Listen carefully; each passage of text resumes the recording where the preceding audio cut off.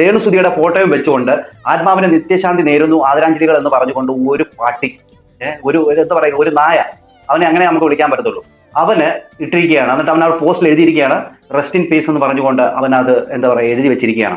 ഇവനെയൊക്കെ എന്താണ് പറയേണ്ടത്? എടാ നിനക്കൊക്കെ കുറച്ചെങ്കിലും ഒരു വിവരം ഉണ്ടോടാ? എന്തായാലും ആട്ട് രേണു ചെയ്ത പ്രവൃത്തികളിൽ വിമർശിച്ചിട്ടുള്ളവരുണ്ടാകാം, രേണു ചെയ്ത തെറ്റുകൾ ചൂണ്ടിക്കാണിച്ചവരുണ്ടാവാം. പക്ഷെ നീ ചെയ്തത് എന്താണ്? നീ ഈ കാണിച്ചത് എന്ത് തന്തയില്ലായ്മയാണ്? സത്യമല്ലയോ എന്റെ പൊന്നു പ്രേക്ഷകരെ, നിങ്ങൾ തന്നെ പറ, ഇങ്ങനെയൊക്കെ എഴുതി വിടാമോ? അവിടെ നീ റെസ്റ്റിംഗ് പ്ലേസ് എന്ന് പറഞ്ഞുകൊണ്ടും അത് ആദരാഞ്ജലികൾ പറഞ്ഞുകൊണ്ടും ആത്മാവിന്റെ നിത്യശാന്തി എന്ന് പറഞ്ഞുകൊണ്ടൊക്കെ വീഡിയോ ഇടാൻ മാത്രം അല്ലെങ്കിൽ പോസ്റ്റ് ഇടാൻ മാത്രം അത്രയ്ക്ക് അധപതിച്ച് പോയോ? നീ നിന്റെ റീച്ചിന് വേണ്ടിയാണെങ്കിലും ഈ ഒരു പനത്തരം കാണിക്കരുത്. അയ്യടാ, ഇവനെ നിങ്ങളൊന്ന് കണ്ടു നോക്കി. അവന്റെ വീഡിയോയ്ക്ക് താഴെ നിരവധി ആൾക്കാർ വന്ന് കമന്റ് ഇട്ടിട്ടുണ്ട്. എല്ലാം ഇവനെ തെറി വിളിച്ചുകൊണ്ടാണ്. അങ്ങനെ കമന്റ് ഇട്ടും ആൾക്കാർ റിപ്പോർട്ട് അടിച്ചും അവന്റെ ചാനൽ പൊട്ടിച്ച് കളഞ്ഞിട്ടുണ്ട്. ഇപ്പൊ നോക്കുമ്പോൾ അവന്റെ ഈ ചാനലില്ല. എന്തായാലും ഈ വൃത്തികെട്ടം കാണിച്ചതിനോട് നിങ്ങൾ യോജിക്കുന്നുണ്ടോ എന്റെ പൊന്നു പ്രേക്ഷകരെ?